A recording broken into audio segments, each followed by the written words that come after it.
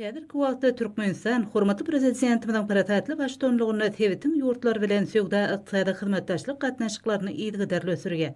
Şunu goňşy Iran Islam Respublikasyna möhüm orun negişdiler. Söwda ykdysady hyzmatdaşlygymyň welekde pogtalandyrmaga, giňeltmäge täze etergi berjek. Özara behwetli gatnaşyklaryň täze urlaryny ýüze çykarmak, tejribe alşmak, işi urluk gatnaşyklaryny ýola goýmak üçin netijeli meýdançy bolup hyzmat edýän sergi munyň aýdyň suwutnamasydyr.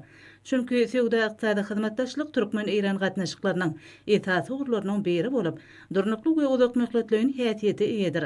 Munyň özi hyzmatdaşlygyň bar bolan uly kuwwatyny iş ýüzünde durmuşa geçirmek işlerine ýardam bermäge hyzmat edýär.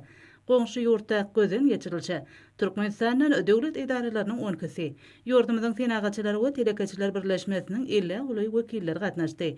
Şeýle gözden geçirilişiň gurulmagyna döredilen şertler, mümkinçilikler üçin oňa gatnaşajylar iki ýurdun ýol başçylaryna Türkmen halkynyň milli lideri, Türkmenistanyň halk maslahatynyň başlygy Gahrman Arkadagymyza, hormatly prezidentimiz, Arkadagy Gahrman Serdarymyza hemde Iran Islam Respublikasynyň beýik ruhy liderine, şeýle hem goňşy ýurdun prezidentine hoşallyk bildirdiler.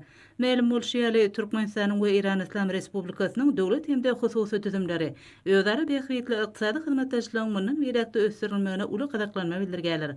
Bir karar watanymyzda hormatly prezidentimiziň alyp barýan siýasatiniň esasy urlaryna laýyklykda soňky ýyllarda önümçilik ulgamyna uly möçberde döwlet hemde daşary ýurt maýaları goýulmak bilen milli ykdysadyýetyň okgunly ösmek üçin mäkem binýat töredildi.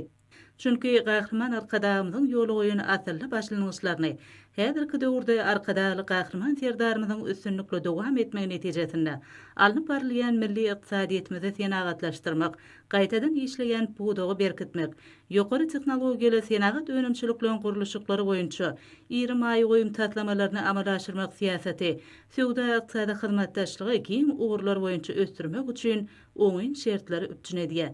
Bu çäre Türkmenistandan Iranyň arasyndaky söwda ykdysady gatnaşyklary berkitmäge hemde Türkmen önümleriniň sewit bazarynyň ornuny giňeltmäge gönükdirlendir.